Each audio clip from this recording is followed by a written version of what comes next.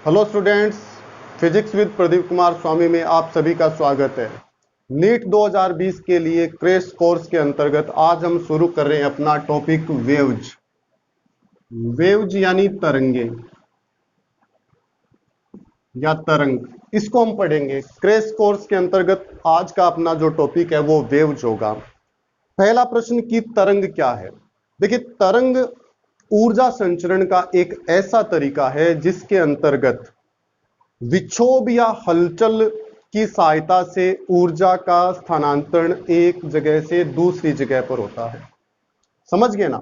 मतलब ऊर्जा संचरण का ऐसा तरीका जिसमें विक्षोभ कहो या हलचल, हम डिस्टरबेंस भी बोल सकते हैं, डिस्टरबेंस भी इसको कहा जा सकता है। एक विक्षोभ से ऊर्जा का संचरण एक स्थान से दूसरे स्थान पर होता है। इस तरीके को हम कहते हैं तरंग। देखिए, तरंग के लिए माध्यम है या नहीं है इससे कोई फर्क नहीं पड़ेगा। माध्यम में भी तरंग संचरण होगी और अगर माध्यम नहीं है यानी माध्यम की अनुपस्थिति में भी तरंग का संचरण होगा। परंतु यहां पर यह ध्यान रखना आवश्यक है कि अगर माध्यम उपस्थित है तो माध्यम के कणों का कोई स्थायी स्थानांतरण नहीं होना चाहिए, क्योंकि तरंग की एक प्रॉपर्टी है, ये तरंग का ये गुण है कि इसके अंतर्गत अगर माध्यम उपस्थित है तो माध्यम के जो कण हैं वो स्थायी रूप से स्थानांतरित नहीं होते हैं, ट्रांसफर नहीं होते हैं। एग्जाम्पल की हम बात करें तो जैसे ध्वनि तरंगे। ध्वनि तरंगे क्या है?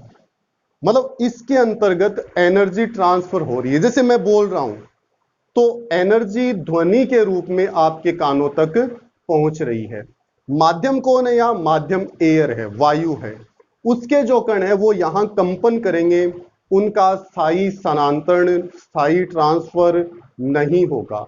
अब हम इससे आगे बढ़ते हैं और तरंग का क्लासिफिकेशन पढ़ते हैं, वर्गीकरण।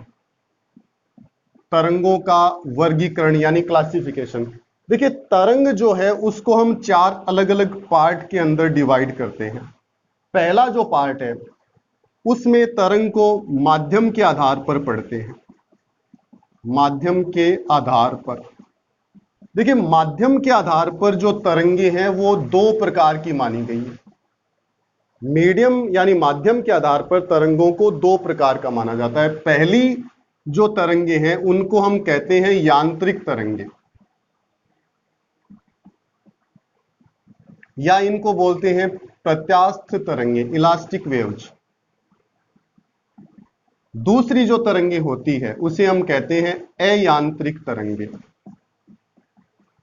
या इनको बोलते हैं विद्युत चुंबकीय तरंगे, या फिर इलेक्ट्रोमैग्नेटिक वेव्स इनको कहते हैं। तो माध्यम के आधार पर तरंगों का जो क्लासिफिकेशन है दो तरीकों से होता है, यांत्रिक यानी कि प्रत्यास्थ तरंगे और अयांत्रिक यानी विद्युत चुंबकीय तरंगे। यांत्रिक तरंगे क्या होगी? जिनके लिए माध्यम आवश्यक हो। माध्यम आवश्यक जिन तरंगों के लिए होता है उनको हम प्रत्यास्थ तरंगे कहते हैं। जैसे ध्वनि तरंगे। ध्वनि तरंगे जो है वो किसका एग्जाम्पल होगी?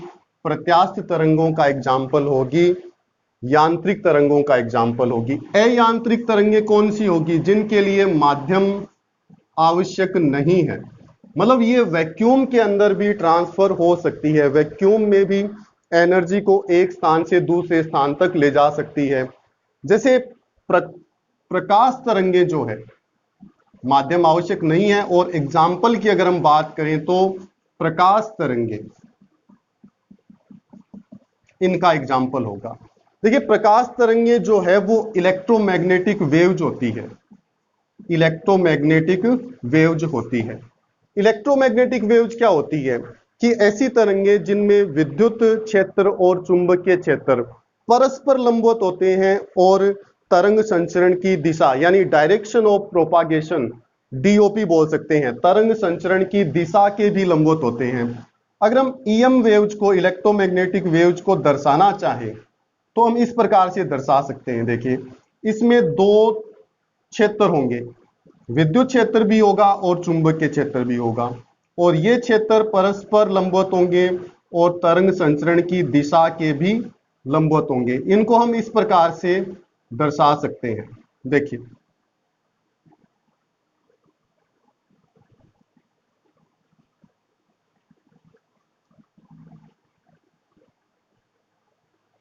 यहां मैंने अभी, मैं इसको जब कंप्लीट कर दूंगा तो आप लोगों को ये समझ में आ जाएगा कि मैं क्या कर रहा हूं। यहां पर मैं दो क्षेत्र दर्शा रहा हूं, एक है विद्युत क्षेत्र और दूसरा है चुंबकीय क्षेत्र। ये जो क्षेत्र है परस्पर लंबवत होते हैं और तरंग संचरण की जो दिशा है उसके भी लंबवत होंगे। मतलब तीन राशियां हो गई, एक विद्युत क्षेत्र, एक चुंबकीय क्षेत्र और एक हो गया तरंग संचरण की दिशा, और तीनों परस्पर लंबवत होते हैं। ये लीजिए, ये देखिए, देखिए यहां पर तीन क्षेत्र, तीन राशियां कौन सी है? एक तो ये राशि जो इस प्रकार से कंपन हो रहे हैं, मतलब इस बोर्ड के तल में अप डाउन जो कंपन है उसको मैंने नाम दिया ई, यानी कि इलेक्ट्रिक फील्ड, विद्युत क्षेत्र। और एक मैंने ये डार्क किया है ब्लैक से, ये कौन से कंपन है? ये कंपन है इस बोर्ड के तल के लंबवत, मतलब अंदर और बाहर इस प्रकार से जो कंपन है, ये क्षेत्र है चुंबकीय क्षेत्र बी। चुंबकीय क्षेत्र को बी से लिखेंगे और इलेक्ट्रिक फील्ड को हम ई से लिखेंगे। और ये जो डायरेक्शन है ये डीओपी है, तरंग संचरण की दिशा, डायरेक्शन ऑफ प्रोपागेशन इसको हम कहते हैं। तो ये इस प्रकार से डायरेक्शन होगी, ये कंपन ई के हो गए और ये कंपन जो है वो बी यानी चुंबकीय क्षेत्र के हो गए। तो इलेक्ट्रोमैग्नेटिक वेव्स जो है वो विद्युत चुंबकीय तरंग, प्रकाश तरंग ही होती है। समझ गए मेरी बात? विद्युत चुंबकीय तरंगों के बारे में हम एक चीज और पढ़ते हैं कि विद्युत चुंबकीय तरंगों की जो सैद्धांतिक व्याख्या है, सर्वप्रथम सैद्धांतिक व्याख्या सर्वप्रथम वैज्ञानिक मैक्सवेल ने की थी। याद रखेंगे, ये काफी इंपॉर्टेंट क्वेश्चन रहता है। और इनकी जो प्रायोगिक व्याख्या है, प्रैक्टिकली जो इनको बताया वो सबसे पहले वैज्ञानिक हर्ट्ज ने बताया था। तो ये प्रश्न भी आप ध्यान रखेंगे, विद्युत चुंबकीय तरंगों की सैद्धांतिक व्याख्या सर्वप्रथम वैज्ञानिक मैक्सवेल ने की थी और प्रायोगिक व्याख्या जो है वो वैज्ञानिक हर्ट्ज ने की थी। तो माध्यम के आधार पर तरंगों का जो क्लासिफिकेशन है हम इस प्रकार से कर सकते हैं। दूसरा हम पढ़ते हैं विमा के आधार पर, यानी डायमेंशन के आधार पर। विमा के आधार पर क्लासिफिकेशन वेव्स का। देखिए, जैसे अभी हमने बात की माध्यम के आधार पर जो वेव्स है वो टू टाइप्स होती है, इसी तरीके से विमा के आधार पर अगर हम बात करते हैं तो तरंगे तीन प्रकार की होती है। विमा के आधार पर यानी डायमेंशन के आधार पर जो तरंगे हैं वो तीन प्रकार की होती है। एक 1D यानी वन डायमेंशनल, एक विमीय तरंग। एक विमीय तरंग क्या होगी? एक ऐसी तरंग जो केवल एक ही दिशा में यानी एक सरल रेखा पर संचरित होती है, उसे हम एक विमीय या वन डायमेंशनल तरंग बोलते हैं। जैसे कोई तार है, ये एक तार है, तो इस तार के अनुदिश इस तार की लंबाई में जो तरंग संचरित हो रही है उसको हम क्या बोलेंगे? वन डायमेंशनल वेव बोलेंगे, एक विमीय तरंग बोलेंगे। यानी कि तार में संचरित होने वाली जो तरंग है उसको हम एक विमीय तरंग कहते हैं। दूसरी है टू डायमेंशनल। टू डायमेंशनल तरंग क्या होगी? एक ऐसी तरंग जो किसी सतह पर, किसी पृष्ठ पर संचरित होती है। जैसे ये एक पृष्ठ लिया मैंने, तो इसके ऊपर जो संचरित होने वाली तरंग है उसको हम क्या बोलेंगे? टू डायमेंशनल तरंग बोलेंगे।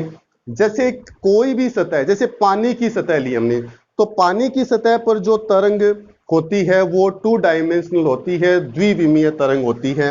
एक होती है 3D यानी थ्री डायमेंशनल तरंग, त्रिविमीय तरंग, जो आकाश में संचरित होती है। मतलब यहां पर जो तरंग है, मैं बोल रहा हूं तो मेरी आवाज एक्स डायरेक्शन में, वाई डायरेक्शन में, जेड डायरेक्शन में, तीनों दिशाओं में जाती है। इसलिए ध्वनि तरंगों को हम कौन सी तरंग कह सकते हैं? 3D बोल सकते हैं, त्रिविमीय तरंग बोल सकते हैं, क्योंकि ये तीनों दिशाओं में फैलती है। इसी प्रकार प्रकाश तरंगे जैसे होती है, किसी भी प्रकाश स्रोत से जब तरंग निकलेगी तो वो तीनों दिशाओं में एक्स एक्सिस, वाई एक्सिस और जेड एक्सिस, तीनों एक्सिस के जो अलोंग है वो जाती है। इसलिए ध्वनि तरंगे, प्रकाश तरंगे कौन सी तरंगों के एग्जाम्पल होते हैं? 3 डायमेंशनल वेव्स के एग्जाम्पल होते हैं, त्रिविमीय तरंगों के उदाहरण होते हैं। तो विमा के आधार पर तरंगों के 3 प्रकार होते हैं। अब तीसरा जो प्रकार है, कंपन की विधा के आधार पर, देखिए माध्यम के आधार पर 2 तरीके की, विमा के आधार पर कितने तरीके की? 3। अब हम बात कर रहे हैं कंपन की विधा के आधार पर। विधा का मतलब क्या है? तरीका कह सकते हैं हम, कि कंपन करने के तरीके के आधार पर जो तरंगे हैं वो कितने प्रकार की होती है। देखिए कंपन की विधा जो है उसके आधार पर हम तरंगों को 2 भागों में बांटते हैं। पहली होती है अनुप्रस्थ यांत्रिक तरंगे और दूसरी होती है अनुदैर्ध्य यांत्रिक तरंगे।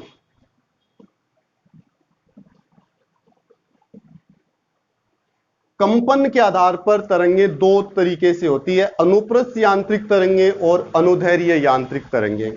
देखिए अनुप्रस्थ यांत्रिक तरंगे क्या होगी?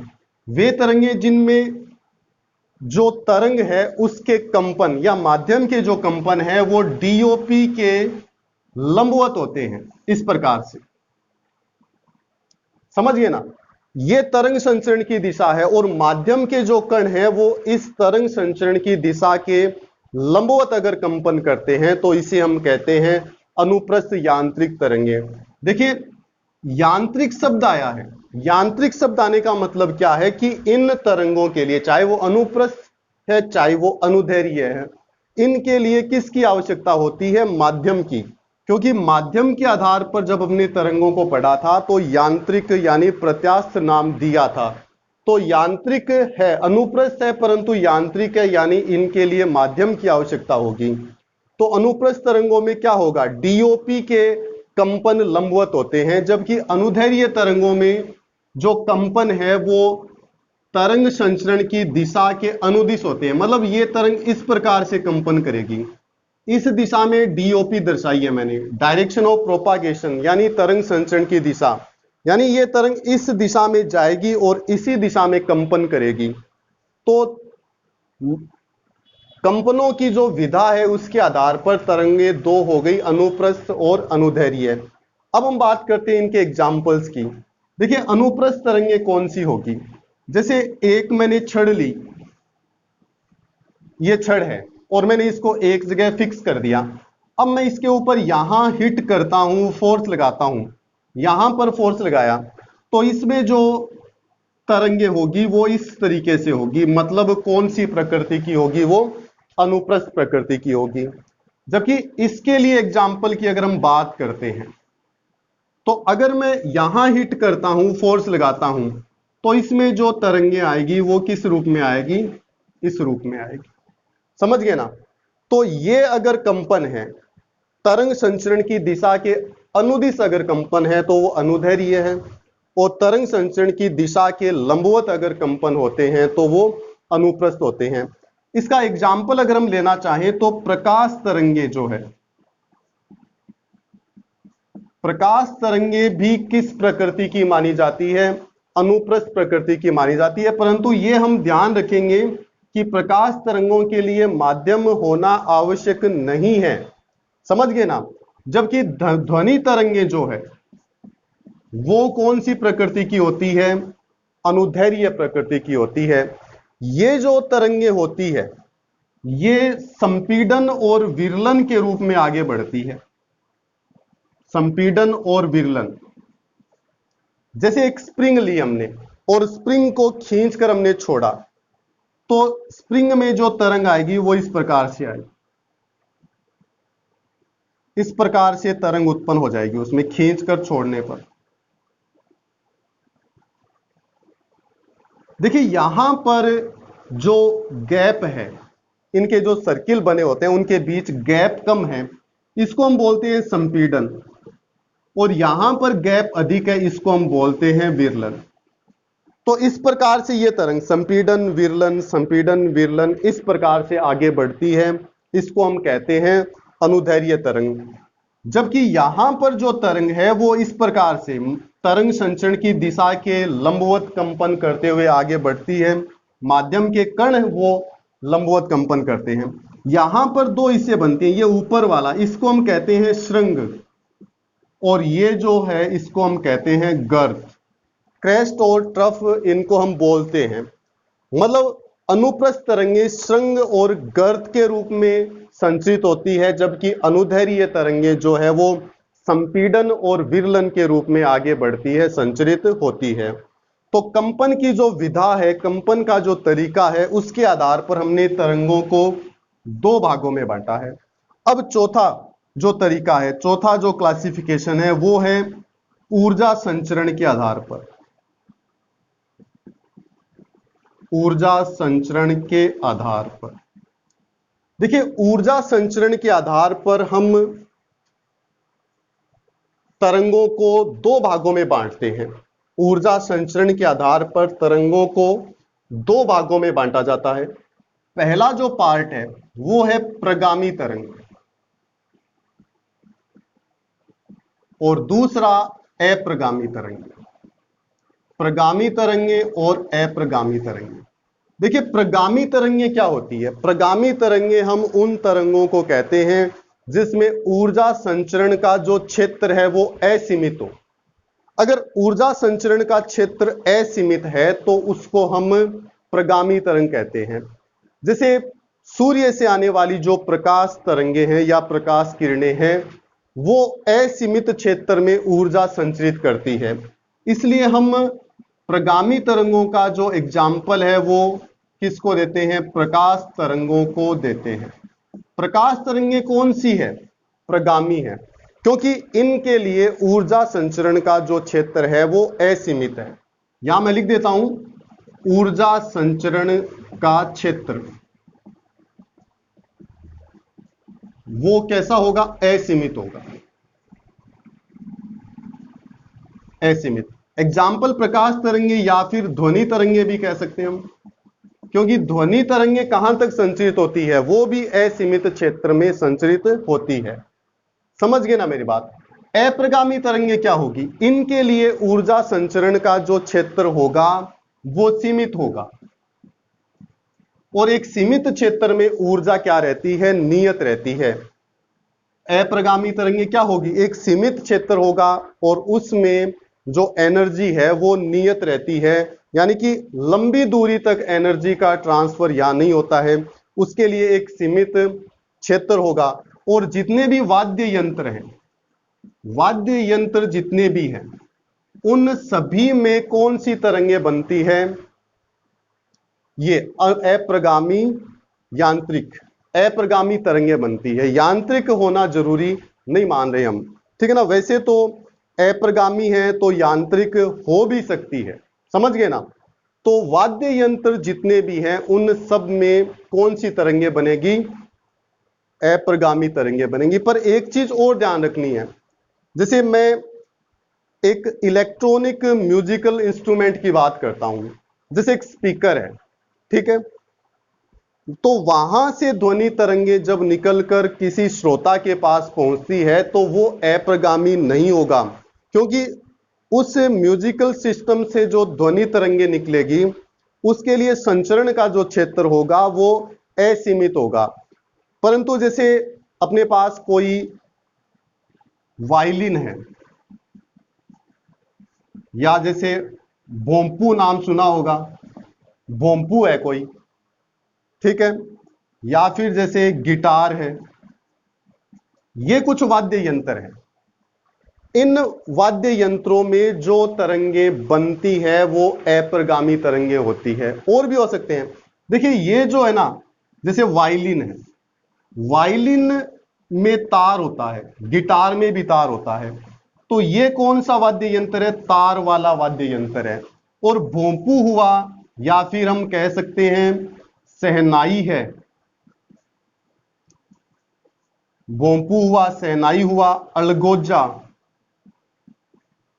मतलब ये जो वाद्य यंत्र हैं ये कौन से हैं? वायु वाले। अब दो चीजें आ गई, एक तो वो वाद्य यंत्र जो वायु वाले हैं और एक वो वाद्य यंत्र जो कैसे हैं? तार वाले हैं।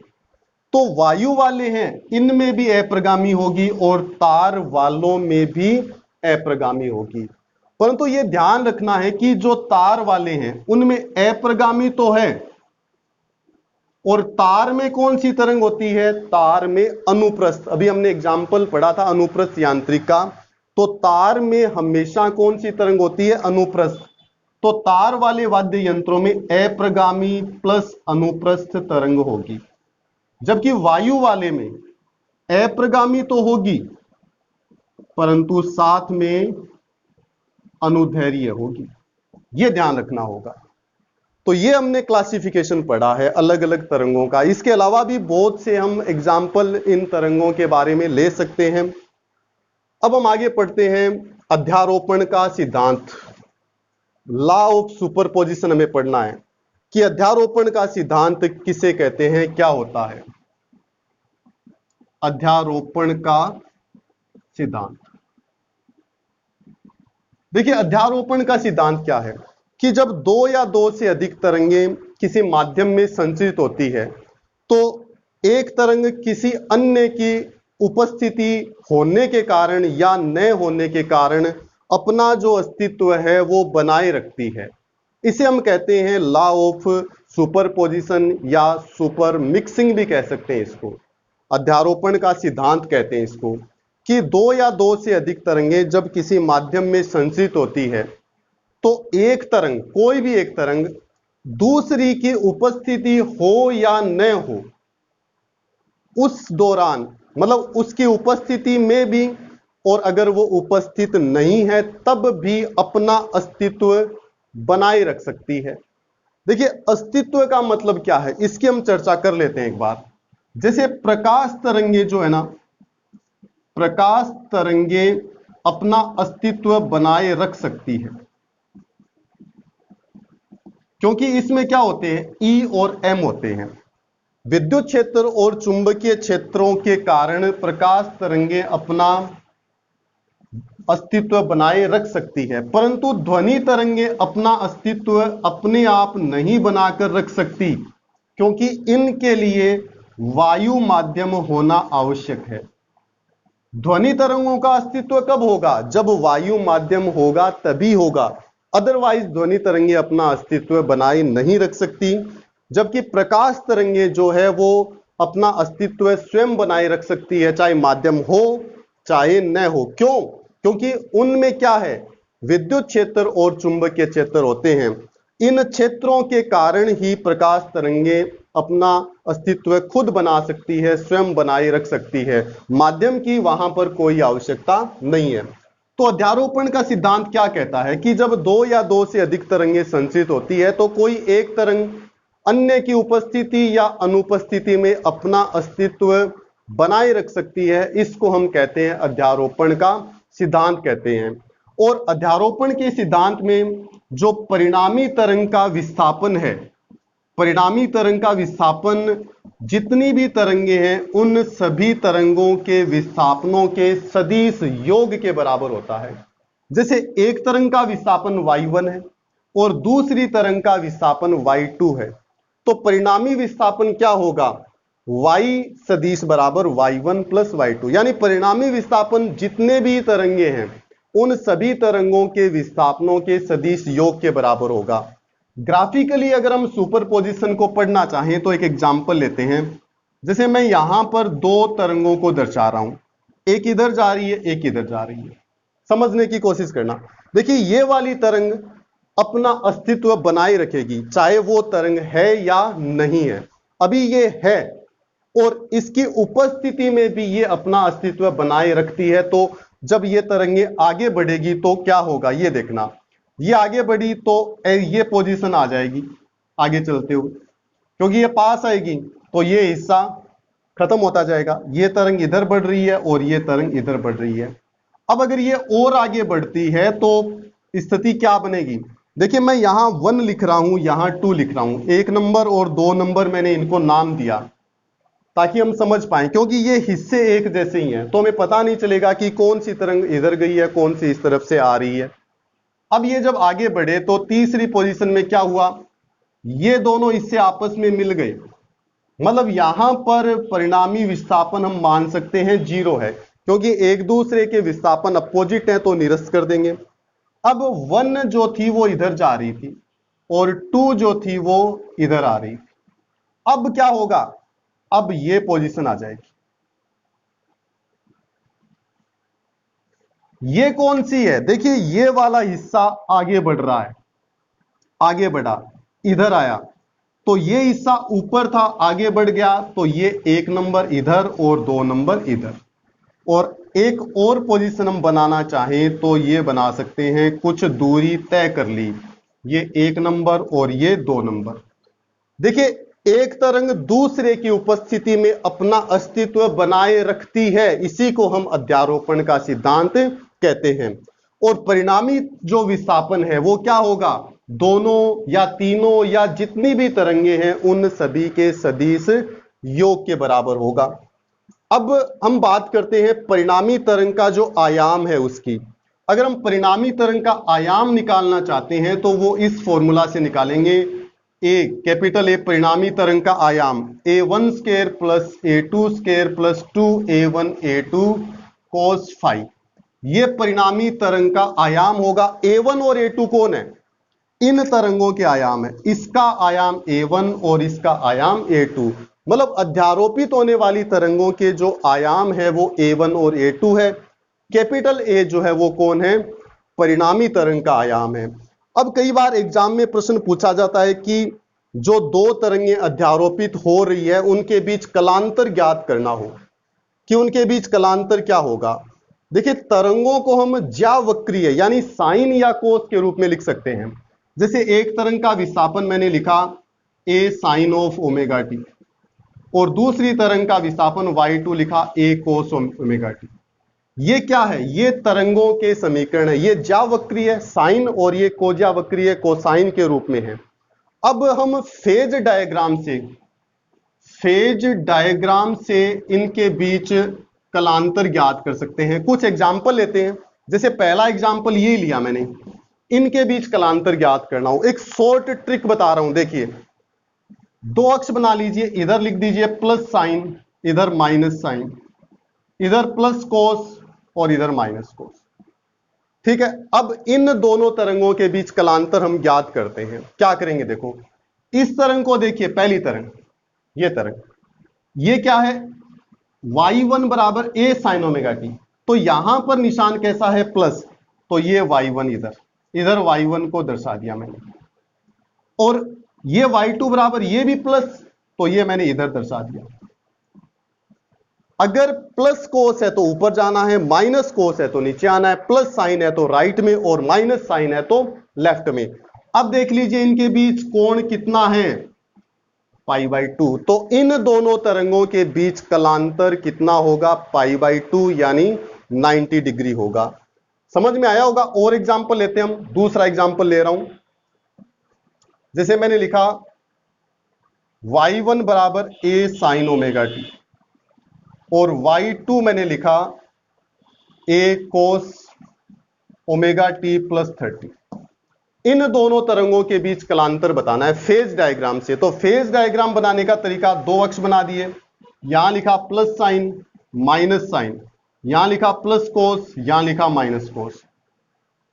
ठीक है, अब देखिए पहले इस तरंग को दर्शा दीजिए, ये प्लस साइन है तो ये y1 होगा, ये y1। अब दूसरी क्या है तरंग, y2 बराबर प्लस कोस तो है पर ओमेगा टी प्लस 30 है, तो अगर ओमेगा टी होता तो यहां आते हम, प्लस 30 है तो इससे हम 30 डिग्री आगे चले गए, ये y2, समझ गए ना।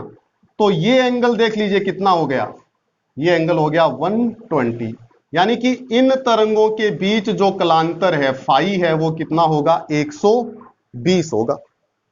और एग्जांपल लेते हैं, देखिए फेज डायग्राम से हम फेज डिफरेंस यानी कलांतर ज्ञात करना चाहते हैं।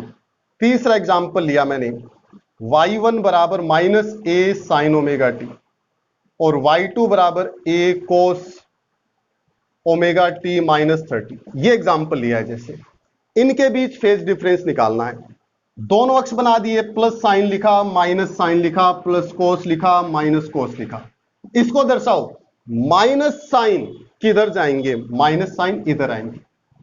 ये लीजिए, साइन ओमेगा टी है तब तक तो इस अक्ष पर रहेंगे, और प्लस माइनस कुछ हुआ तो हम ऊपर नीचे जाएंगे। यहां देखिए प्लस कोस, तो प्लस कोस हम इधर गए, पर ओमेगा टी माइनस 30 है, माइनस है तो इधर जाएंगे, प्लस होगा तो इधर आएंगे। मतलब अगर ओमेगा टी माइनस हुआ तो क्लॉकवाइज घूमो, और ओमेगा टी के प्लस हुआ तो एंटी क्लॉकवाइज घूमना है। समझ गए ना?